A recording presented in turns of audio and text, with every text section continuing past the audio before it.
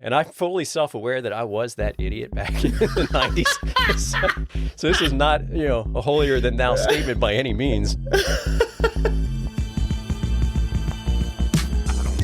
Hello, everyone, and welcome to another episode of Basic AF. As always, a pleasure to have you joining us here. I'm Tom Anderson, and I'm joined, as always, by Jeff Battersby.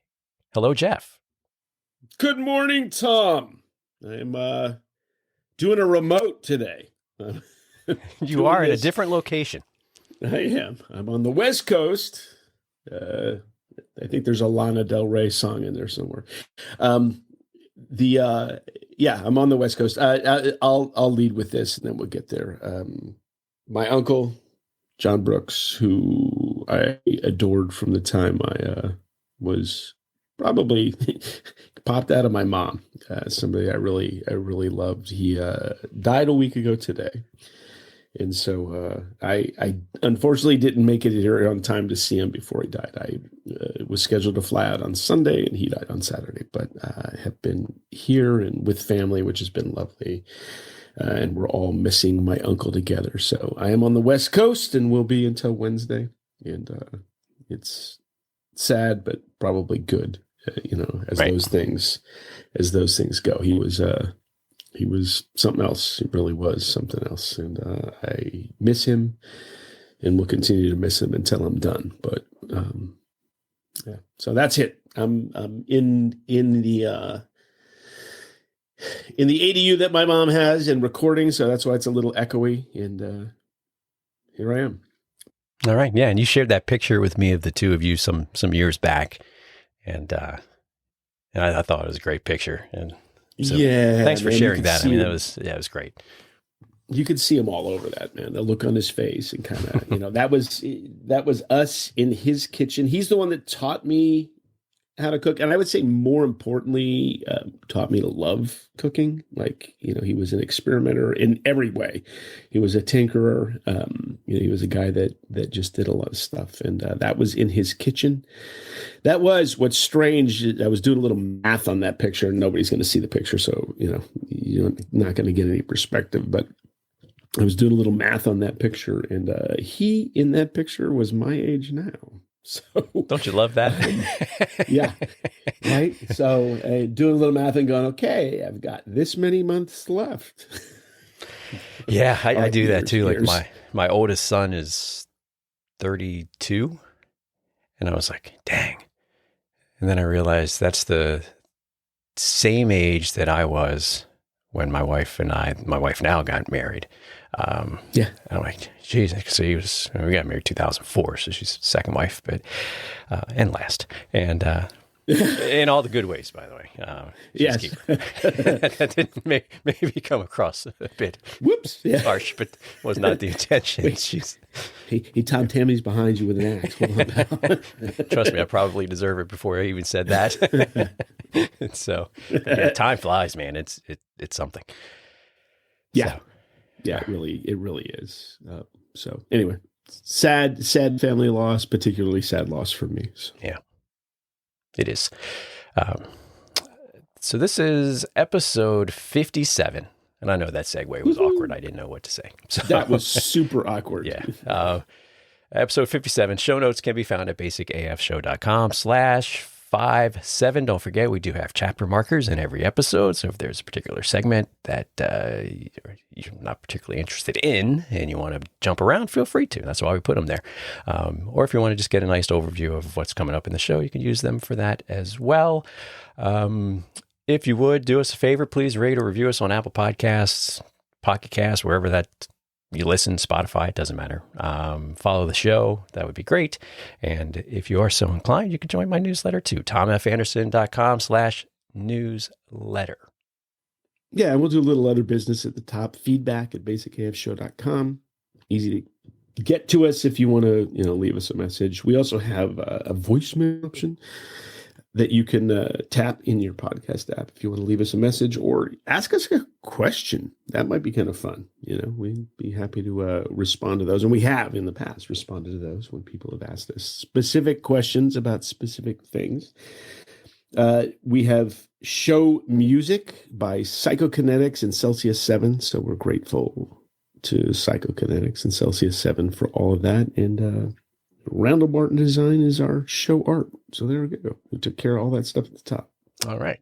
Excellent. So we've got a packed agenda today, to put it mildly. So we're going to move kind of quick through the first half of it to get to the main topic. But I do want to say I wish Apple would get their product release schedules in line with our show schedules, because it's like we publish a show and then like the next day they release stuff, and then it's like a long gap in between, and then they release more stuff.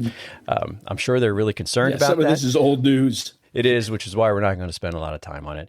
But we feel like we should. We'll get a note into Tim Apple and tell him to get it straight. He's got bigger problems, and we'll talk about that later.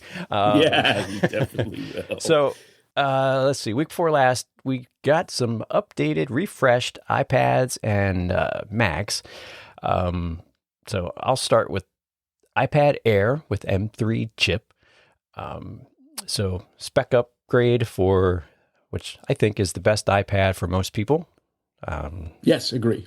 I think it kind of puts you right in that sweet spot of power and, the better Apple Pencils, the better keyboards and all that sort of stuff. Yes. Screen sizes, if you want multiple screen sizes. So M3 chip, 4 colors. They always there: space gray, blue, purple, and starlight. 11 or 13 inch display, storage from 128 gig up to 1 terabyte. Of course, Apple Intelligence support, which we'll talk about that a little bit later too. And really, other than that, nothing really stands out too much that you probably haven't already heard about. They are available now. They start at $599 for the Wi-Fi model, $799 or that's the 11-inch model, I should say. $599, 128 gigs, $749 if you want the cellular model with the 128, and then the 13-inch model is $200 on top of those. They did release an updated and $949 with cellular. Yeah, that's a lot. Yeah, and if I were getting one now, I have an iPad Pro, but if I were getting one, this would probably be the one I'd get. There's nothing that I'm doing Pro on my iPad. Right. Unless editing documents manually like I would do on paper in the old days with an Apple Pencil is a thing. And I don't think that uses a lot of juice. So, cool. Next upgrade, we have an iPad now with A16 chip. So that's one of the upgrades. 4 colors: silver, blue, pink, and yellow. Pink. Woo. But do like those options there. 11-inch liquid retina display, and then the usual suspects. This one still has Touch ID. Why that's the Air does as well. And I'm like, I don't know. You could throw that capability into any of those. Wi-Fi only models start at 128 gigs and go up to 512 gigs, which is plenty enough, I think, for most people. Starts at $349, ends at $649. Cellular, same arrangement. Starts at $499, goes to $799. And as with the preceding iPad, those are available now. Those have been available for a little minute. Yeah. No Apple Intelligence support on that one. Yeah. Which is, weird, but yes, a little disappointing. That's the one we buy at work for students. And, okay. So that was a little bit of a letdown, but the big that doesn't bother me, by the way. Right. The thing is like, it's not, they're not going to retrofit it, I don't think. So why I'm concerned about that is the student gets it and they have it for 4 years. So they don't get refreshed along the way. So whoever comes in and gets it's not going to have it for 4 years on that, but who cares? The big news, though, they did double the starting storage from 64 gig to 128. So I'm very happy about that. 64 kind of was feeling a lot like the 16 gig iPhone that they kept around for way too long. Yeah. So. 16 gigs. Jeez. Yeah. All right. So those are the two iPad models. And then later in that week, we got a bump on the MacBook Air, which now has an M4 chip and new lower starting price. Yeah. Which is nice. Let me tell you again, this would be the ticket for me if I were replacing, if the In-N-Out Burger on Hagenberger Road was still open and I wanted a new computer, I could drive by there right now and get this replaced.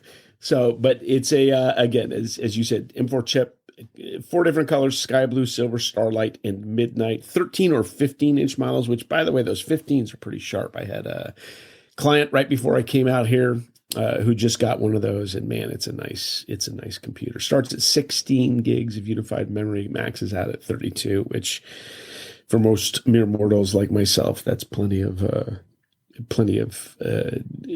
memory. Storage 256 up to 2 terabytes, which 2 terabytes seems like it's a ton pretty sweet to me. Yep. Yeah, that's a nice thing. Which a lot of times these MacBook Airs were kind of stingy when it came to the high end of storage on those devices, so that's pretty good.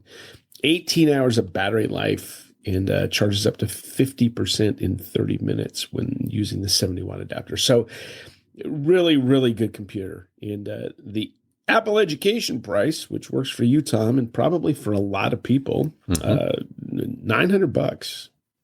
Yep. So, and the nice thing about Tom that, recommends adding the $20 70-watt power adapter. I do. $20. Is that what you guys do at school? Yeah, we do. You order them custom with build. 70 We watts. order them with 70s. Yeah, because I figure how many times students going to be like, "Oh crap, my laptop's dead," and they plug it in 15 minutes before class. At least they'll get through class with that. So. Oh yeah, you should get for 50%. They should get plenty. Yeah, you should get the rest of the day. Yep. And what's nice, I mean, so they lower the price there, and I think it goes without saying at this point, the biggest advantage of Apple Intelligence thus far is because of it, Apple has raised the base floor for RAM from 8 gigs to 16. There you go. Because, I talked to you this week with the price savings. So we try to hit a price target for the stuff that we order. And we've traditionally gone with 16 gigs of memory, 256 storage. And so with the price change, we were like, okay, so this could be a chance to bump up storage or the RAM, or unified memory, as they call it now. And so I did a report and I mentioned to you that it was only, a small percentage of our users were actually had maxed out storage on the 256. And I think it was 80% were well below, like 50% usage of the 256. And so I think a lot of times, and especially like for folks like us who are into the Apple scene and, follow a lot of Apple people on social and everything, we say, gosh, 256 is way too low these days. That needs to be bumped up. But when I saw that, I was like, probably not. And especially for $900. I mean, for that's the average a steal. user, yeah, I think that's exactly correct. I've got a terabyte on this Mac that I'm recording on. This is not my usual recording Mac. I've got the Mac Mini in my basement at home. That would be too little for me. I'm using 580 gigs. God knows whether or not I need to have that much on there. Right. In looking at the setup right now, I have system data of 347 gigs. So something's rotten. Don't you love that? Yeah, I got to figure out. Well, you have to run Daisy Disk or something on there that gets more specific and what's using the space. But that's exactly correct. In fact, my mom had a 10-year-old iMac that we just upgraded while I was here. And I was like, I should probably get her a terabyte. Then I was looking at what she was actually using. Next to nothing. No need. Yeah. I had put in her iMac, I'd put in an SSD, just to boost the speed on it a few years ago. It had an old platter disk. And that was running fine. And I put a terabyte drive in and she's come nowhere near using that. So we got 512. We got the off-the-shelf model, top of the line off-the-shelf model, the iMac, right, which comes with 512 and 16 gigs, which, that'll keep her happy for a good long time. So yeah, for the average bear, 256, plenty. Yeah, I think the big complaint's just the upgrades are so expensive. It's like $200 every time you bump it up, I think. Until you get up to like the large terabyte numbers, then it's more than $200 per. But anywho, so we got that. And then the last ended up being an updated Mac Studio with some... That's time. Yeah. Been a minute. It has. It was, I think, M2 was last that it had. And so a little confusing if you just look at the numbers, which is, I think, sometimes the Achilles heel of these numbering systems, because it got the M4 Max in the base model, the M3 Ultra at the high end. So you're like, well, how can the M3 be more than the M4? Now, obviously that isn't a big deal, but just looking at it, you're like, well, if that's the M4, why is the M3 better? Well, because... Yeah, why am I getting a 3 when there's now a 4? Right. But, man, these things, you can pack full of just about everything and spend a lot of money and have one powerhouse system that I will never need, but I'm sure somebody does. Yeah, you're doing video editing or anything kind of high-end rendering or that kind of stuff. Pretty bomber. And again, I don't often get myself into Apple stores, but I was looking at these things. It's funny. They're very small, but they're very large. I forgot how big they are, especially since they put it in the Apple Store right next to the Mac Mini. The new one, right? Now it's in your pocket. Yeah, because I think previously Mac Mini was like, the studio was like 2 of the older style Mac Minis stacked up. Yeah, stacked. Effectively, not and 100%. But now it's not that. But yeah, these things are, I think I saw someplace at a maxed out model, it cost about $8,000. Somewhere in that range. So if you wanted to pack it with every possible, see it probably be somewhere around there, even more, maybe depending.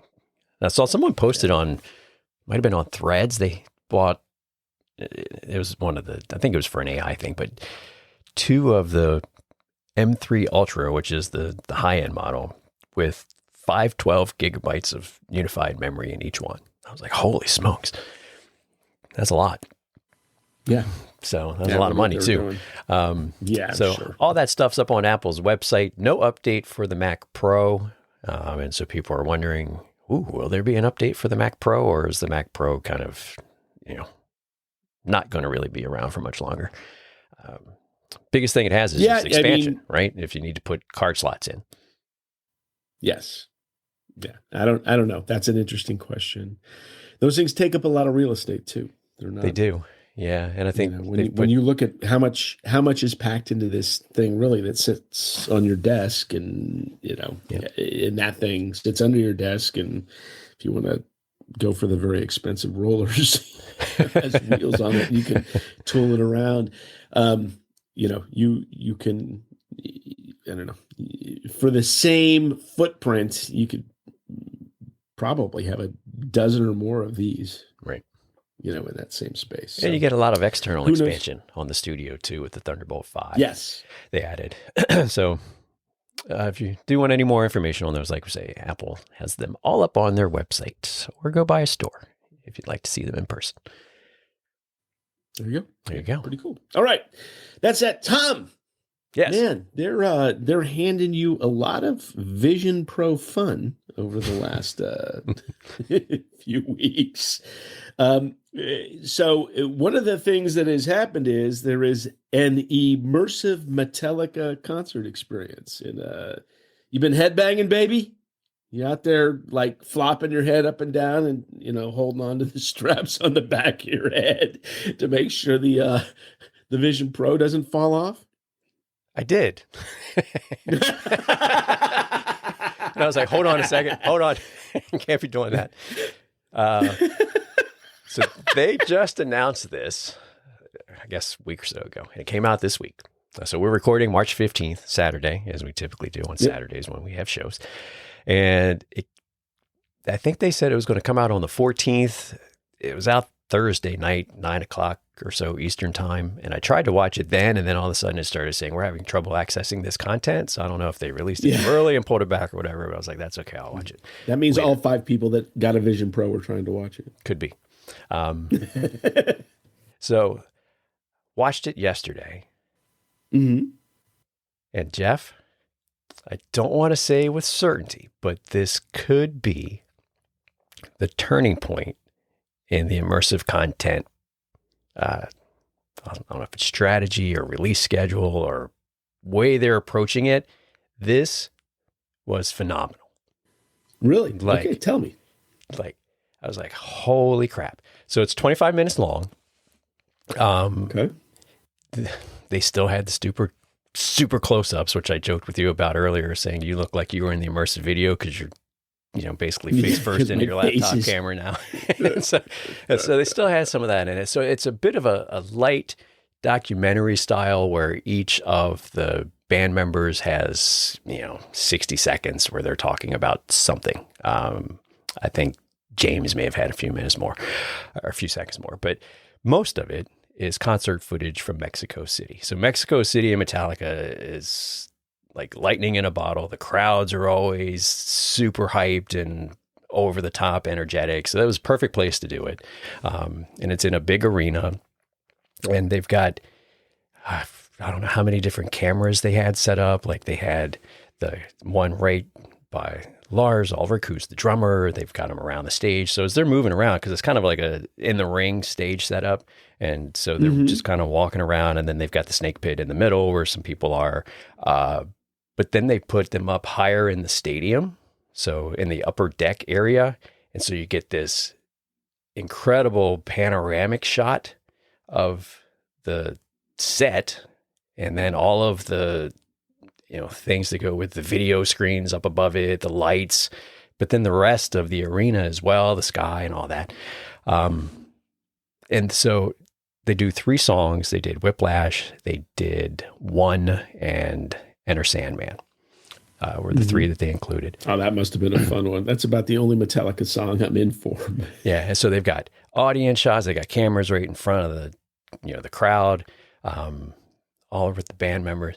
But just it feels like they brought in, I don't know who did. It could have been the same people who have worked on some of the other ones, but it just felt like it had gone to a different level with the production style that they used. But I think part of it too is that environment seems perfect for these types of things because it's a huge space. So you can do your intimate close-ups, like, because you're like right on stage, and like this, the performers were right there in your face. Not that super close up, like when they were doing the kind of the documentary piece, but but then being in that upper deck section, and particularly like in One, which is 7.5 minutes long, but there's a thrash section in like the last 3-4 minutes of that, and lights are flashing and fires going off, but it's there. I mean, it's in the panorama. It was freaking amazing. And I do have a bias. Like I went to a bunch of Metallica shows back in the 90s and early 2000s. No surprise, man. So there's a little bit of bias there. And so, but, I thought, okay, so I thought it was great. And I wonder what other people were saying about it. So I went on to Reddit, and there are a couple Vision Pro subreddits there. And across the board, even people were like, I don't even know who the hell Metallica is, but this was freaking amazing. So, okay. So maybe this is because obviously Metallica is huge, and they're not going to do a piss poor video. And so I don't know how much creative input maybe they had into it, and where the balance fell for that, but it just felt like this was really like the starting point for like really, really good stuff. It was long. It was 25 minutes. Wasn't 8. I would love to see the whole concert, and I would pay for it if they would release it. Okay. So we'll see. Like, it was great. It's interesting. Apple developed technology for Vision Pro, and I mean, there's a lot of amazing technology, whether or not you are in the market, which I'm not for Vision Pro. You've got it, when I demoed it, really amazing what you can do with it. And I didn't even get to see the, Mac display stuff on it. But when it comes to video, you've got to think that the technology that was is available in the Vision Pro outmatched what anybody had ever even thought of when it came to filming that kind of stuff. And I'm willing to bet that's part of the deal. That's part of what you're saying, that they've started to figure out what's possible, what they can do, and then how to make that into something compelling. So that's exciting. Again, not for me in the market. In Metallica, definitely, it's like, okay, cool. I'm not it would be fun to see, but you've just mentioned the one song that I know for certain, which is Enter the Sandman, and the only reason I know that is because that's what Mariano Rivera walked into the stadium Right. with for the Yankees. So that's how I know the song. Yeah. I'm not a Metallica guy. So that's my familiarity. I always like a good concert, so would be interested in that. But it feels like they're getting their feet under them as far as what it is they can do, and that's good. And 25 minutes, how'd your head feel with the headset on it for 25 minutes, other than having to pick it up off the floor a few times when you were in the mosh pit with everybody? It's 25 minutes is easily doable. It's usually, for me, it's when I get to 40, 45, I start to notice it. And again, a lot of it will depend. Like, I was enjoying that so much, it wasn't as noticeable. Like if I'm just sitting there looking at, I don't know, something on Safari or YouTube or whatever. So I was a little more distracted.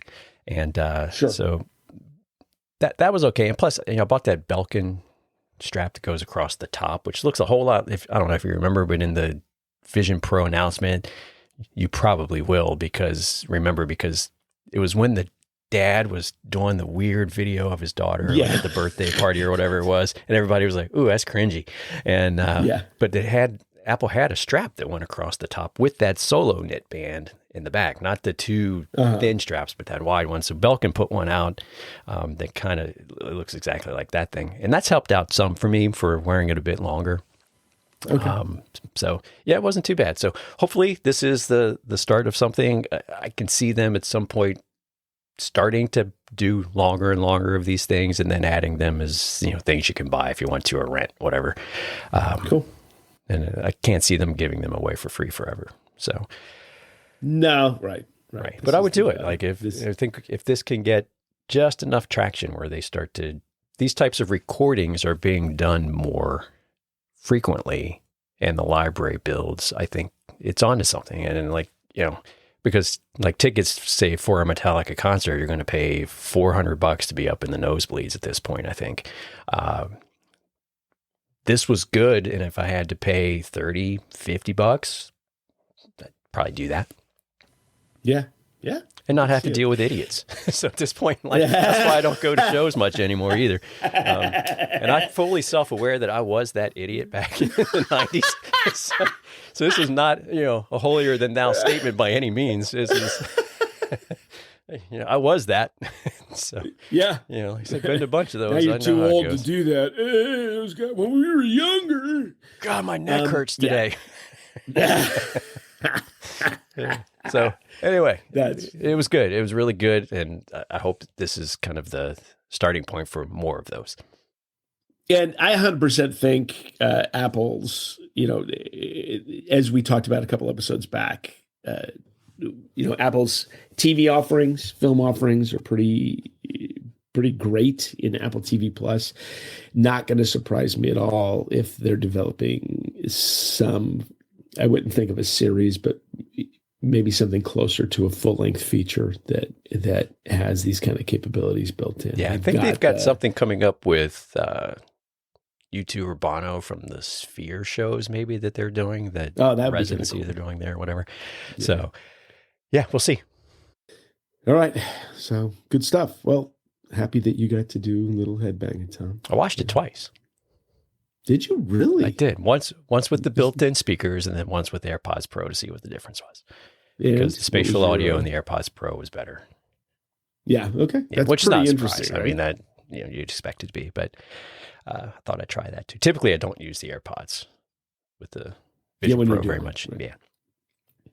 Yeah. All right. So now that we've had all of the good news, yeah, let's move into the final topic for today. So back at WWDC last year, Apple showed off everything new and exciting coming in iOS 18 and macOS Sequoia and so forth. One of them, or several of those features, related to a new and improved Siri with personal context. Still waiting. Sorry. Oh, you gave it away.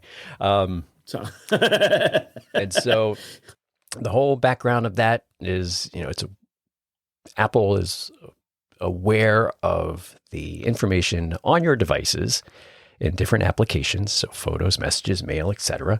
And Siri will build this personal context index of some sorts, and then would be able to leverage that for you to use voice commands to query Siri for certain things like, hey, what was that photo I took at the park yesterday? Send that to Jim or something like that.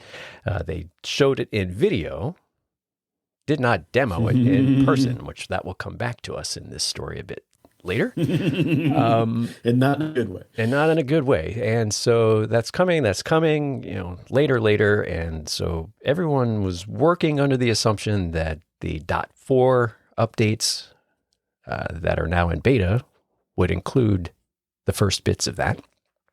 Turned out that it did not. And so then it was like, nope. Oh, so when will that come? And then Mark Gurman at Bloomberg was reporting, it could be in iOS 19. And then later on, well, it could be in iOS 20 in 2027.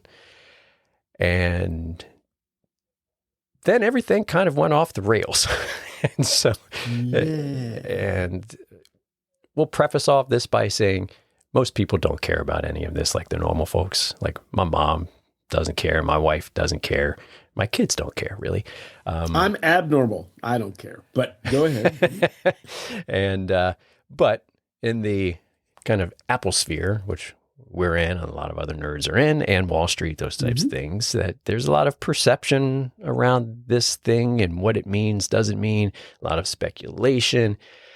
And it's been a wild week of sorts.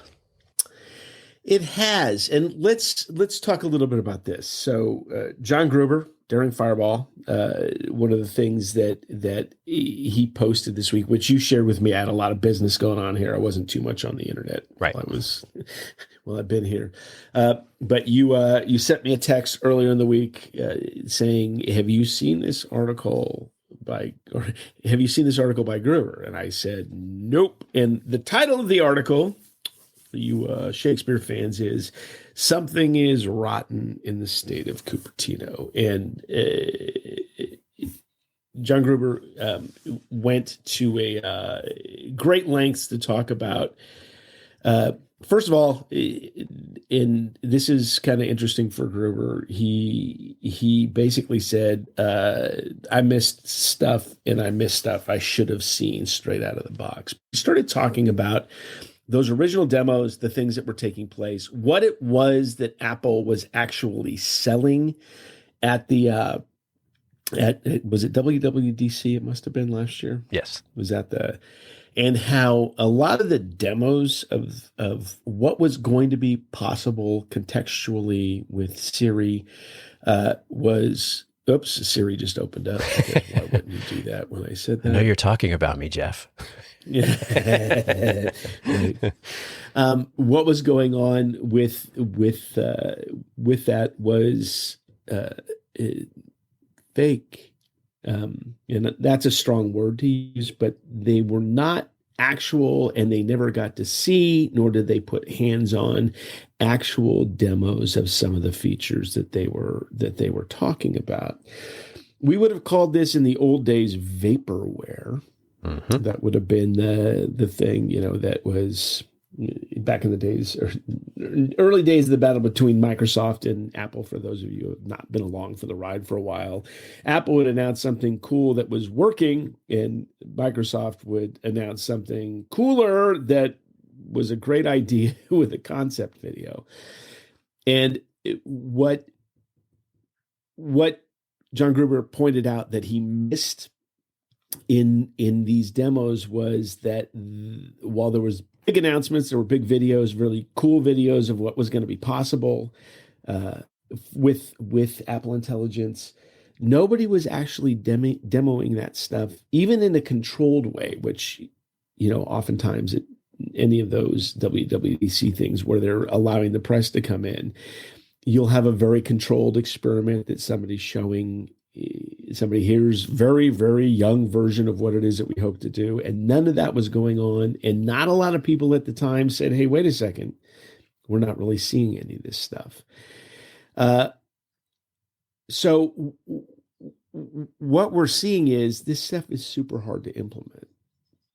Way more difficult to implement with maybe dodgier results than anyone was expecting. And so therefore we're not seeing the contextual capabilities that were promised at WWDC. So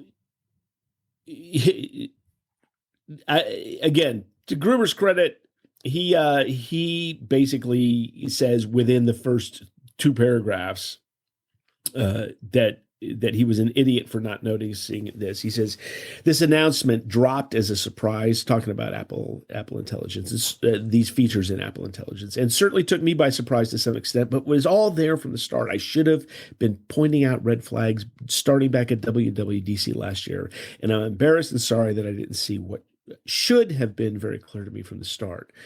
And then he goes on to explain that how it was that he had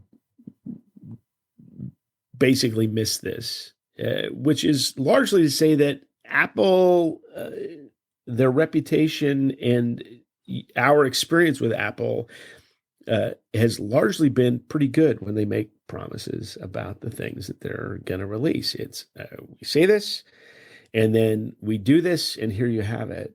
And honestly, from my perspective, Siri sucks. Siri just woke up again to tell me that. I'm surprised that Siri didn't talk to me. I should have turned that off while I was recording. And for reasons that we've all been frustrated with for a very long time. Yes. Okay. It does things better now than it did. I don't routinely curse it out in my car like I used to. It used to be such garbage that it didn't work. It has gotten better from that perspective, but it is still not great. I'll give you an example. At home, I ask it to add something to the grocery list, and 3 out of 4 times it's okay, Jeffrey, adding this to the grocery list.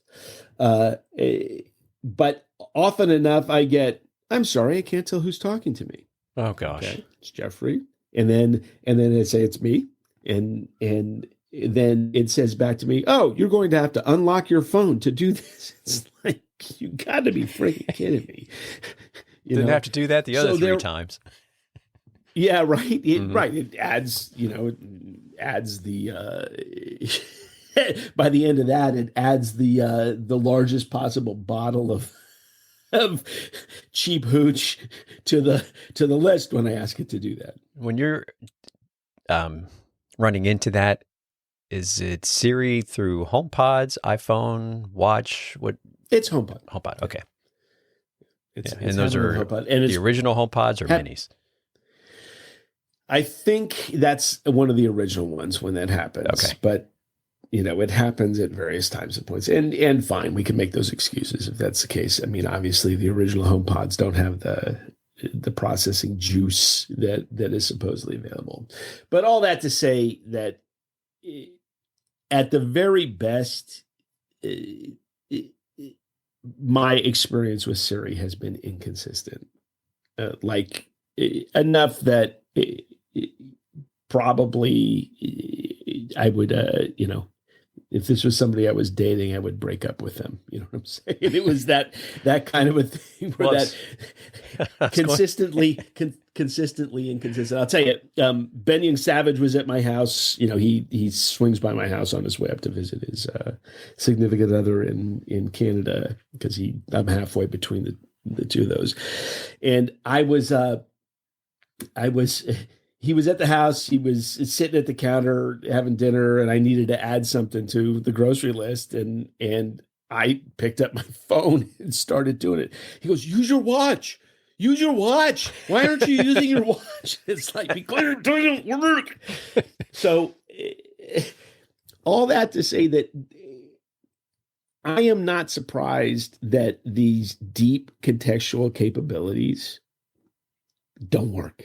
Yeah. No. And I think I'd have to go back to our transcripts, but I think when we recapped WWDC, and we were talking about that Siri. We're like, man, if they can get that right, it will be really sweet.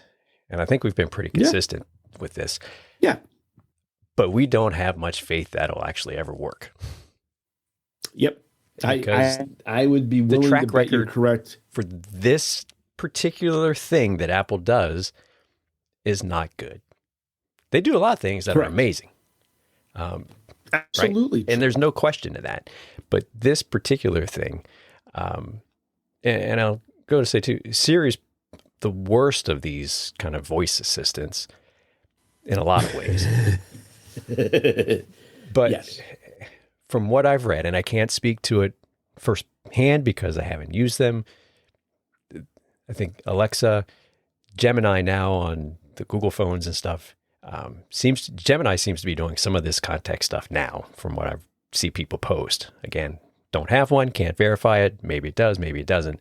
But those are better. But I think even at this point, none of them to date have been stellar, right? Like Alexa took the approach early on where you could add on to it with third parties and you could use Alexa to order things. And at the time that was like, oh, that's pretty cool. You know, I don't even have to go to the website. It's like, hey, order towels, you know, or whatever.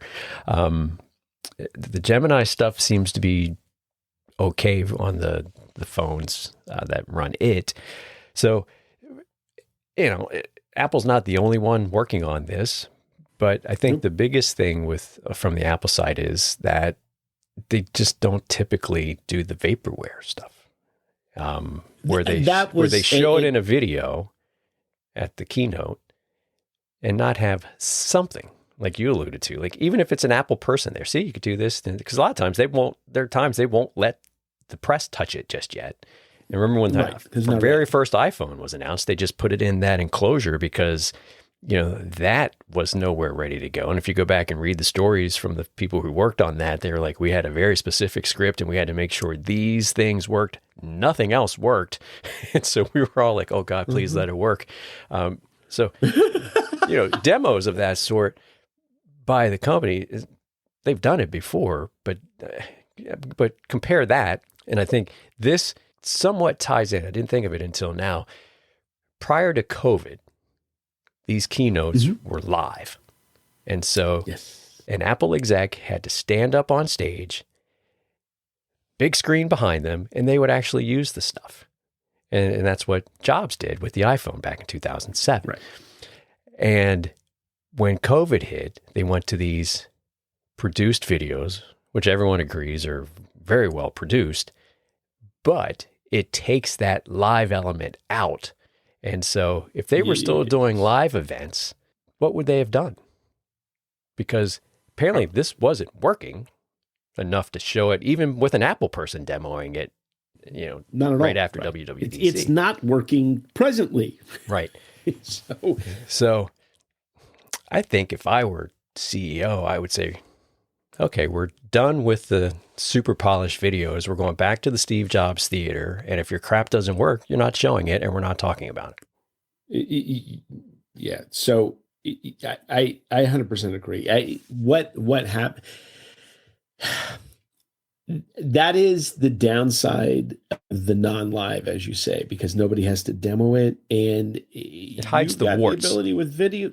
What's that? It hides the warts. Oh, sure it does. Right? Because I mean, how many times do you see in a video of like a live demo, something doesn't work and the presenter's like, oh, and they have a second phone or something, computer they go to, and that happened to Steve Jobs before.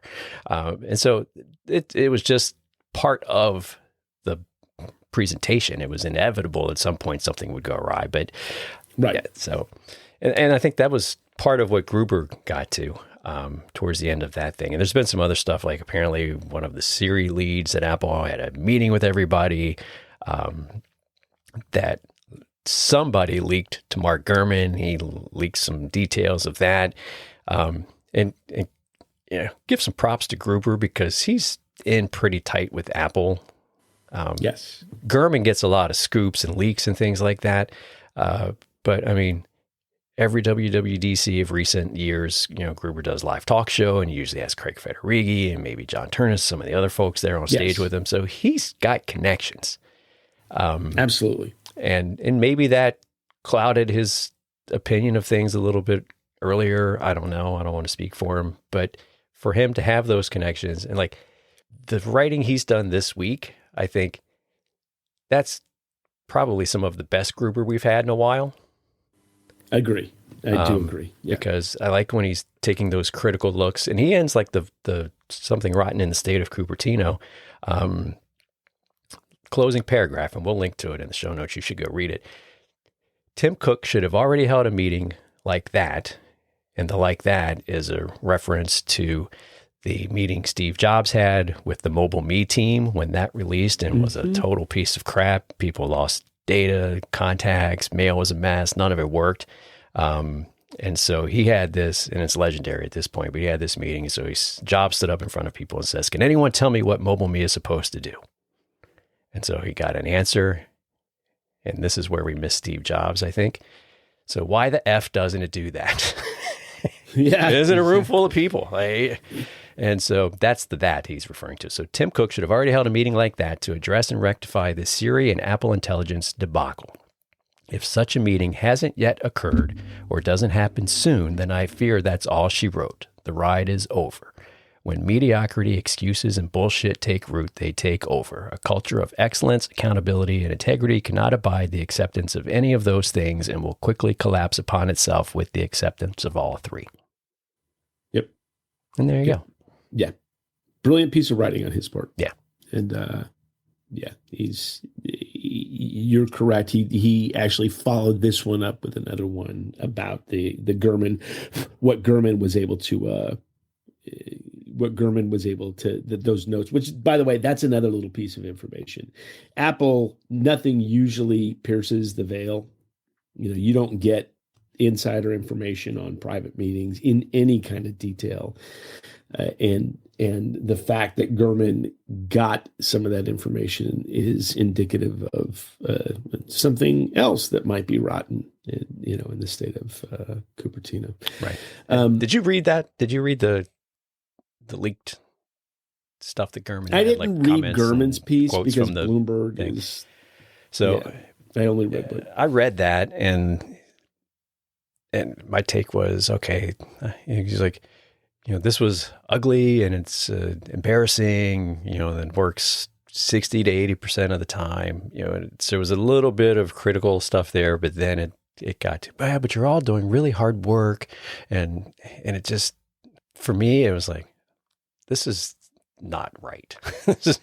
It's everybody gets a trophy. Yeah. And that's what Gruber said. And that's exactly how I felt with that too. And I'm sorry, that is just not how you do those hard things. No. And there was also some passing the buck, whoever was in charge saying, marketing wanted to do this. Well, dude, right. That's and even in that, he's like, and we're going to do it, but we still have all this other stuff to do. And so, we got to make sure we do that too. And to me, that's just already giving excuses for why we're not going to make it. Right. And so, right. There's, and either you stand up and say, sorry, we're not going to be able to do this, or you say, we need to work harder to get it done. I want to say one other thing. Nobody that listens to us, all five of you, nobody that listens to us has any doubts about the fact that you're pretty all in on AI stuff. I am not close to anywhere near that. But what I do want to say, and this is just a thought that I have, we're going to post a link to an Ars Technica article that was out, I think yesterday or the day before. I sent it to you, and all I got was a ha ha ha. That's what you gave back to me. I did. Aha. Yeah. Yeah. Right. But Ars Technica has an article out talking about AI in general, and it says AI search engines, which is not necessarily, a lot of people are transferring over from Google, or Google's is what's being used as a search engine, as opposed AI is being used instead of Google or traditional style, where you get a page full of links. Correct. Back. And what this article says is AI search engines give incorrect answers at an alarming 60% rate, study says. Now, some of these services are better than others. You can see that. There's really good charting on this. But ChatGPT search incorrectly identified 67%, 134 out of 100 articles queried. So it's giving a list of all or various these AIs and how bad the information that's being provided by these are, particularly when you were talking about, works that you're citing, say in a paper. Super high rate of failure, or, and this is a nice word that Ars Technica uses, confabulations, which is another word for bullshit. That's a big one. Since we've already said bullshit once in this, we can say it again, because we're going to get that E for explicit rating no matter what, because we've said those bad words once. And here's what I'd like to say. The promise of AI is direct back and forth conversation, knows who you are, you know who they are, you have conversation, you're able to do everything that's going on. I suspect that all other indications notwithstanding, Apple's willingness to put out something that is 60% or higher, 60% or higher incorrect is much lower than some of these other companies who, you've said that what you've done with ChatGPT and your ability to, refine and create new features or new things using it has been quite good for you. The reality is,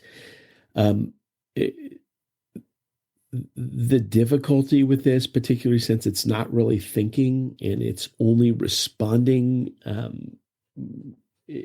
we'll say statistically in a way that it's supposed to, that's really what this is. This is a math machine at the back end that's pretending to be a language machine at the front end. This is very, very difficult to implement, and Apple may be unwilling to, or maybe Apple is running into the grave difficulties, and I use that word specifically, the grave difficulties that you have being able to pull real context out of large language models. So I'm not saying, that's good, and that, I think our experience with Siri in the past should have been the thing that told us what to expect from Apple Intelligence in the future, because I think that writing is on the wall as well. But I'm willing to bet that a lot of the other companies, in the interest of big money, being able to make the big bucks, and impress investors and stockholders and all that jazz, are willing to put out things that maybe they're not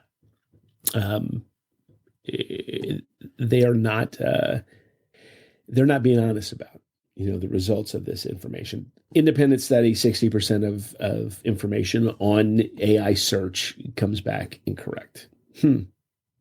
Right. Would you put out something that was wrong 60% of the time? I don't know. So anyway, that's my one positive spin on this, is that Apple is discovering that LLMs and all of this kind of stuff doesn't really work as advertised, and may not be working as advertised in other places as well. Yeah, and particularly their approach being privacy focused, on device, I think makes it more difficult as well, because definitely, they do have that private cloud compute that they've set up, and again, kudos for all of the privacy focus. I think that's great. Plus, on top, I don't know how much the security models in like iOS complicate this. I imagine it has to, with everything sandboxed, and there's probably security implications around that too, for that. So, and I think, again, like we said 15 minutes ago, whatever, average person, whatever. Us nerds who pontificate about such things, sometimes Act poorly. like we know something. Average at best. Gives right, us things to talk I'm right about. 40% of the time too. So. Right. Maybe less, likely less. Yeah. Jeff GPT. There you go. Let me set up that 866 number, and you can call me, and I'll give you just as good. It's like in Seinfeld where Kramer does the movie phone, and he's like, he's like, why don't you just tell me the movie you would like to see? So far ahead of its time. Really was. So, but I think the biggest thing is if Apple would have taken a more conservative approach with the demo, the video, not the demo. And even if they showed us here's a concept, this is what we're working on, we'll have more to show you later. Yeah. Instead of this coming later work this yet. year. I think people would have been okay with that. So I think they're really getting dragged for that more than anything.